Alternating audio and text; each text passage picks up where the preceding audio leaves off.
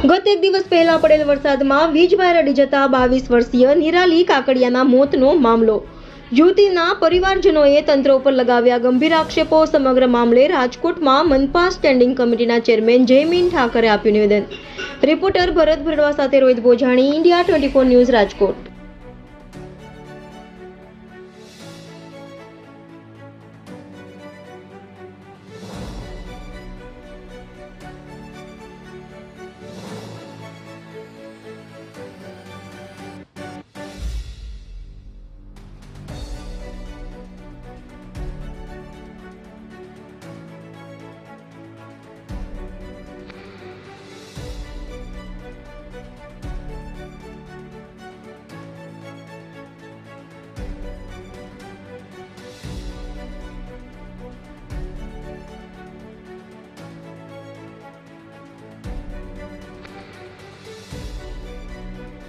શું કહેશો કાકા, કઈ પ્રકારની બેદરકારી છે? આખી ઘટના પહેલાં શું બની છે? બેદરકારી તો આમાં 100% જોઈએ તો રાજકોટ મ્યુનિસિપલ કોર્પોરેશનની રોશની વિભાગની આવે છે, કારણ કે જે ડિવાઈડરમાં વચ્ચે પોલ છે એ બધા રોશની શાખાની અંતર્ગત આવે છે.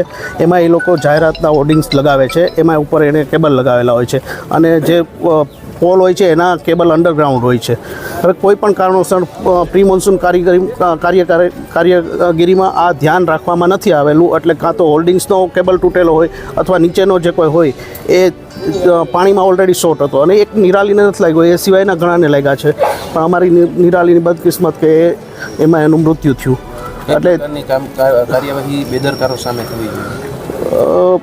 રાજકોટમાં તો એમ બોલવામાં આવે છે કે કડકમાં કડક કાર્યવાહી અમે કરશું, પણ આજ સુધી થઈ નથી. અને છેલ્લા 25 વર્ષથી રાજકોટમાં ભાજપનું જ રાજ છે મ્યુનિસિપલ કોર્પોરેશનમાં, એટલે એવું ન કહી શકે કે આ લોકો ઓલાએ ધ્યાન નહોતું દીધું, અમારું નહોતું દીધું. જે કાંઈ હોય એમાં રોશની વિભાગના ચેરમેનથી લઈને રોશની વિભાગના અધિકારીઓ, એના ફિલ્ડ વર્કના કાર્યકરો કે જેને આ કામ કરવું જોઈતું હતું એની જ બેદરકારી છે. અને જો એને પહેલાં ન કર્યું તો કેમ એને 9 થી 11 વચ્ચે 2 કલાકમાં એવો ટાઈમ મળી ગયો કે આવીને બધું સરખું કરી ગયા તરત જ ફટાફટ બના પછી અમે પંચનામું કરવા ગયા એ પહેલાં બધું બરાબર હતું, તો આવું કેમ થઈ શકે? તો એને પહેલાં કરવાની નહોતી ખબર પડતી કે આ કાર્યવાહી એને પહેલાં કરવી જોઈએ હતી. એટલે બેદરકારી તો 100% રોશની વિભાગની જ છે, રાજકોટ મ્યુનિસિપલ કોર્પોરેશનની રોશની વિભાગની.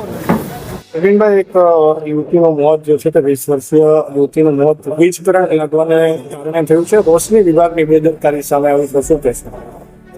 મને આજ સવારે મારા ધ્યાનમાં અધિકારીઓ દ્વારા મૂકવામાં આવ્યું છે. પહેલાં તો જે દીકરી એનું મૃત્યુ થયું છે બદલ રાજકોટ મહાનગરપાલિકા અમે સૌ દુઃખની લાગણી અનુભવીએ છીએ. હું આની ન્યાયિક તપાસ કમિટી બેસાડવાનો છું અને જે કોઈ પણ આમાં દોષીઓ હશે એને તાત્કાલિક ધોરણે એને પગલાં મળે એની આપ સૌના માધ્યમથી ખાતરી આપું છું. જયમીનભાઈ, ક્યાં સુધી આ પ્રી મોન્સૂનની કામગીરી પણ સમજી ગયો? નહીં, હું સમજી ગયો. આપની વાત સાથે હું બિલકુલ સંમત છું, ન થવું જોઈએ. પણ ક્યાંક ને ક્યાંક સેટઅપ નાનું મોટું આ પ્રકારના વાયરો ખુલ્લા હોઈ શકે છે. પણ હવે મારા ધ્યાનમાં પણ આવ્યું છે, એટલે આજે જ હું રોશનીના સિટી એન્જિનિયરને બોલાવી અને આ પ્રકારના તમામ થાંભલાઓ જે છે હું ચેક કરવાના આદેશ પણ અમે આજે અત્યારે હું આપું છું.